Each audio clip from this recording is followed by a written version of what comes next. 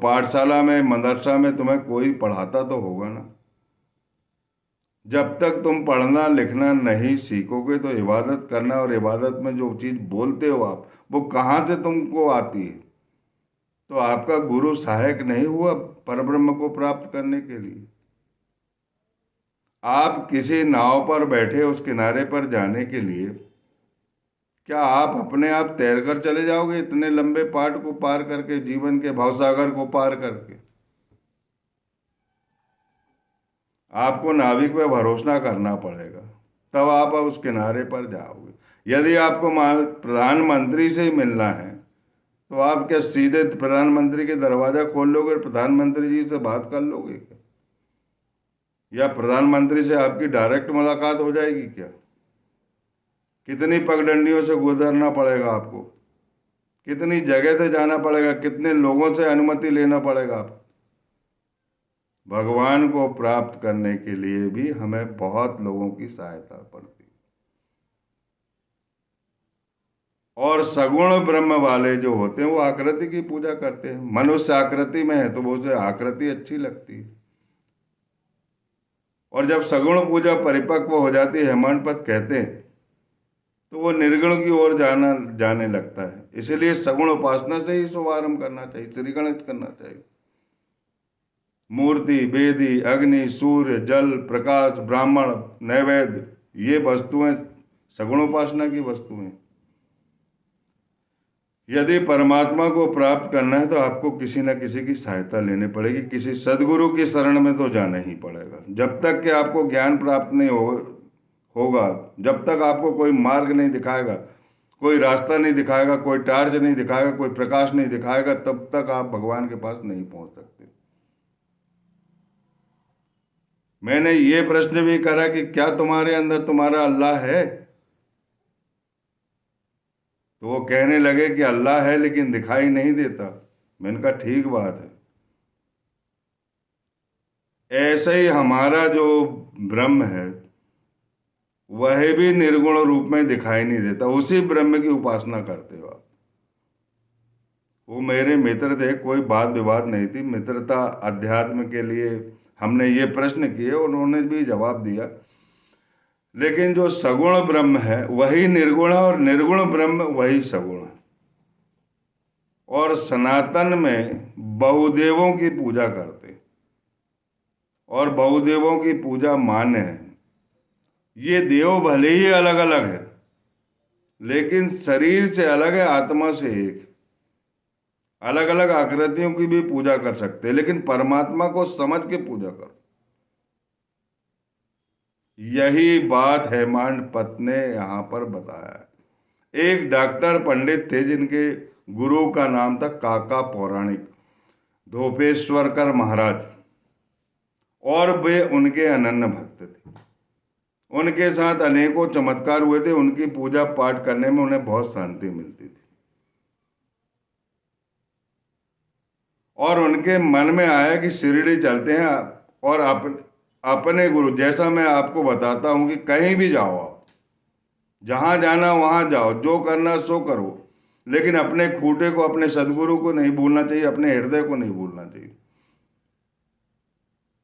वो हमारे साथ जाए। ऐसे ही डॉक्टर पंडित जो है शिरडी जाते हैं और उप न्यायाधीश तात्या नूलकर से मिलते हैं और पहले तो बाबा के दर्शन कर लेते हैं और वो जो द्वारका माई है उसके मंडप में बैठते हैं।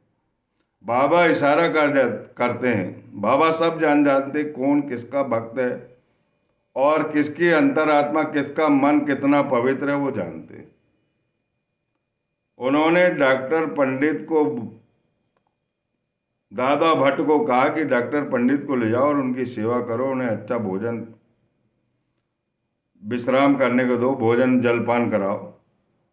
तब डॉक्टर भट्ट जो है दादा केलकर, डॉक्टर जो है दादा भट्ट के साथ, दादा भट्ट केलकर जी हैं, उनके साथ विश्राम गृह में जाते हैं, आराम करते हैं। दोनों में सत्संग होता, बहुत सी चर्चाएं होती। एक विशेष बात बता देना चाहता हूं कि अभी तक साईनाथ महाराज को किसी ने मस्तक पर चंदन का त्रिपुंड नहीं बनाया था, ना ही कोई तिलक लगाया था। उसकी एक विशेष बात यह है, क्यों नहीं लगाया था, उसका कारण यह है कि कुछ लोग ये समझते थे कि साईनाथ महाराज को माथे पे चंदन नहीं लगाना। अंदर से जानते हैं कहीं ये मुस्लिम तो नहीं है, हिंदू तो नहीं है। शिरडी में आखिरी तक हिंदू और मुस्लिम की बात चलती रही, संदेह लोग करते रहे और किसी ने नहीं लगाया था उनको, क्योंकि बाबा के स्वभाव को वो नहीं जानते थे, डर रहे थे वो, यदि लगाएंगे तो मार देंगे, पीट देंगे, गाली दे देंगे, कुछ भी कर देंगे, इसीलिए किसी ने नहीं लगाया था। केवल महलसापति उनके गले में चंदन लगा था। लेकिन काका पौराणिक के जो भक्त थे, डॉक्टर पंडित शिरडी पहुंचे थे, जिनका स्वागत विश्राम कक्ष में हो रहा था, वो श्याम के भक्त पूजा की थाली लेकर, पूजा की थाली दादा केलकर के पास थी, पूजा की थाली के साथ वो आए श्याम को पूजन करने के लिए। और पूजन करने के समय दादा केलकर ने उनकी पूजा तो की, और जब इनका मौका आया डॉक्टर पंडित का, तो इन्होंने बढ़िया चंदन का लेप बनाया और त्रिपुर उनके माथे पर लगा दी। सब आश्चर्यचकित हो गए। साईनाथ महाराज ने अभी तक किसी को चंदन लगाने की अनुमति नहीं दी, माथे पे टीका लगाने की अनुमति नहीं दी थी। अब उसका कारण समझ लीजिए, इनको अनुमति क्यों नहीं मिली थी और उनको अनुमति क्यों मिल गई। काका पौराणिक संत जो थे, उनके जो भक्त थे डॉक्टर पंडित जी, जब गए तो उन्होंने हाथ जोड़कर पहले ही प्रार्थना कर लिया था कि मेरे गुरु और आप में कोई भिन्नता नहीं, शरीर से अलग हो जाने से गुरु अलग नहीं हो सकते, और मैं अपना गुरु मान के, मेरे गुरु ही हो आप काका पौराणिक, दूसरों के लिए साईनाथ महाराज हो, लेकिन मेरे लिए आप काका पौराणिक। और चंदन लगाए। चंदन लगाते से ही उनको अपने गुरु धोपेश्वरकर महाराज, जो काका पौराणिक के नाम से प्रसिद्ध थे, वो दर्शन देते। उनके आंख से अश्रु की धारा बहती जाती और वो चंदन लगाते जाते, उनका जो मन था वो अति प्रसन्न हो जाता और भक्ति भाव से भर जाता है। मैं आपको बार बार ये बताता हूं कि आपके सदगुरु और मेरे सदगुरु में कोई भिन्नता नहीं। आप किसी के भी उपासक हो, लेकिन उसका विश्वास अधिक होना चाहिए। मान लो आप नीम करोली बाबा के भक्त हो और शिरडी गए, तो आपको शिरडी में नीम करोली बाबा के दर्शन करना चाहिए, और साईनाथ महाराज को भी नीम करोली बाबा मानना चाहिए। अगर मैं गया वहां पर नीम करोली बाबा के दर्शन करने, तो मैं अपने साईनाथ महाराज के दर्शन करूंगा वहां पर, भले ही उनका नाम वहां नीम करोली बाबा है।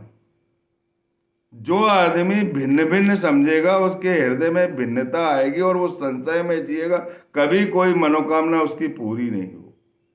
यदि अभिलाषा पूर्ण करना है तो अपने हृदय का भेदभाव समाप्त कर दीजिए। जब तक भेदभाव समाप्त नहीं होगा, वो भगवान को नहीं पा सकता।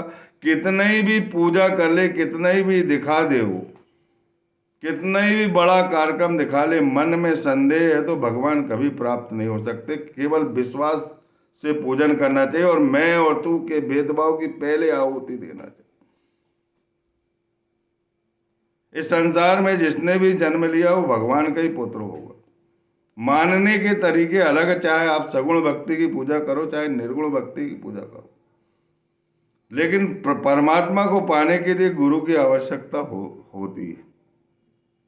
और सच्चे आत्मज्ञानी सदगुरु जो है बिरले मिलते हैं। वे परम सौभाग्यशाली है जिनका जो स्थान है हर जाति से ऊपर है, हर वर्ण से ऊपर है, हर धर्म से ऊपर है, जो सदगुरु की शरण में। मैंने पहले भी कहा था। कई बार हेमंत पंत ने लिखा है कि साईनाथ महाराज कई बार पूजा की थाली फेंक देते। अब क्यों फेंक देते उसका कारण समझ लीजिए। अगर आपने बहुत सुंदर थाल लेगा और मन में आपके संदेह है तो पूजा की थाली फेंकेंगे नहीं तो क्या करेंगे। साईनाथ महाराज संकेत देते थे कि आप अपने मन को तो पवित्र कर लो पहले। मन की पवित्रता में ही ईश्वर का निवास रहता है। ईश्वर को प्राप्त करने के लिए, ब्रह्म ज्ञान प्राप्त करने के लिए सबसे पहला पॉइंट रहता है मन की पवित्रता। निर्मल मन, जहां निर्मल मन है वहीं राम रहते हैं। यदि भगवान को पाना है तो आपको मन को पवित्र करना पड़ेगा, और मन पवित्र नहीं है तो हमेशा उसके लिए तीव्र उत्कंठा होना चाहिए कि भगवान हमारा मन पवित्र करो। ये बार बार भटक जाता है। और भक्ति भाव, सगुण भक्ति ऐसी है कि सगुण भक्ति का ऐसा प्रभाव पड़ता है कि मन को ठिकाने आना पड़ता है। उसे रास्ते में व्यक्ति स्वयं ले आता है, पकड़ के ले आता है। ऐसी शक्ति मिलती है सगुण भक्ति से।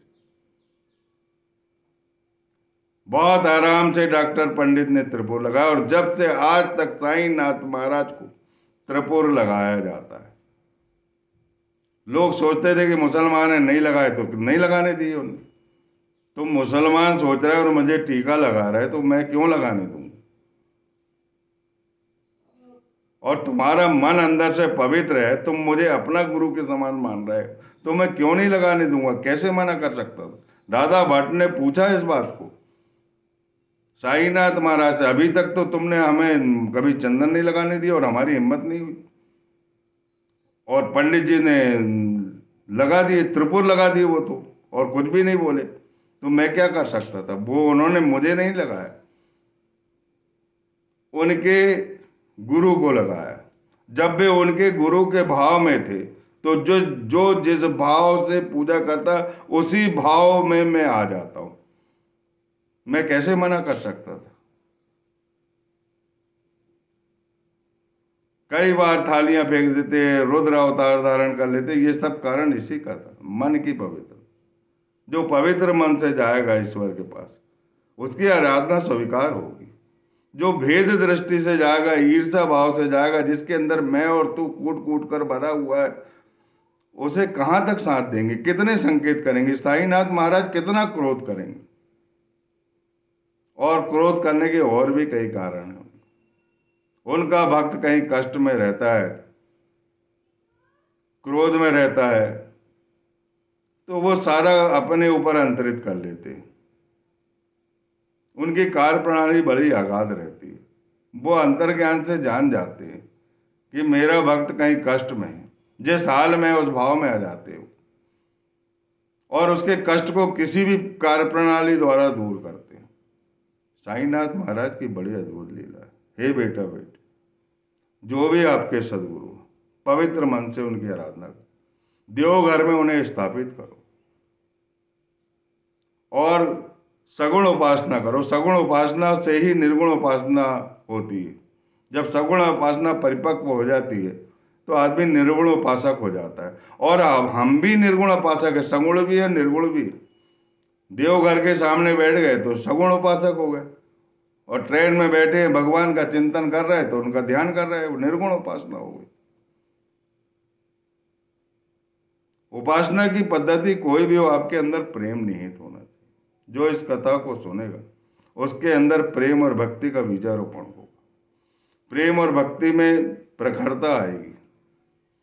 स्वभावतः वह प्रसन्न रहेगा, उसकी हर मनोकामना पूर्ण होगी, उसके हर कार्य इच्छित कार्य पूर्ण होगी, उसकी हर प्रकार से अविलंब हर जगह सहायता होगी, और वह सात्विक स्वभाव का होगा। उसकी प्रशस्ति बढ़ेगी, पुण्यकारी जीवन रहेगा उसका।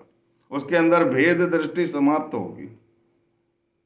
जहां भेद दृष्टि समाप्त हो जाती है वहां कष्ट की होली हो जाती है। ऐसे सदगुरु को के चरणों को अपने हृदय में धारण करो और अपना जीवन संपादित करो। बोलिए सच्चिदानंद सदगुरु साईनाथ महाराज की जय। इसके बाद एक बहुत अच्छा विश्लेषण आएगा। हाजी सिद्दीक फाल्के का। साईनाथ महाराज ने उसे 9 महीने तक अपने मस्जिद में नहीं घुसने दिए थे, जबकि वो हज करके आया था। उसकी जितनी भी कमियां थी फिर दूर करके अपने हृदय से उन्होंने लगाया।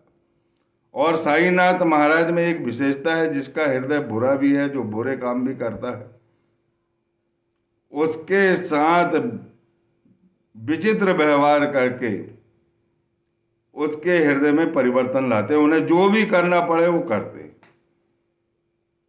पहले तो उनका भाव जान लेते और उसी भाव के अनुरूप वो उस उसके अंदर आंतरिक सुधार करते हैं। इसलिए इनकी कथाएं सुनते रहो, आपकी मनोकामना अवश्य पूर्ण होगी, क्योंकि जहां सदगुरु रहते वहां परमात्मा निवास करते, और परमात्मा और सदगुरु भिन्न नहीं है। बोलिए सदगुरु साईनाथ महाराज की जय।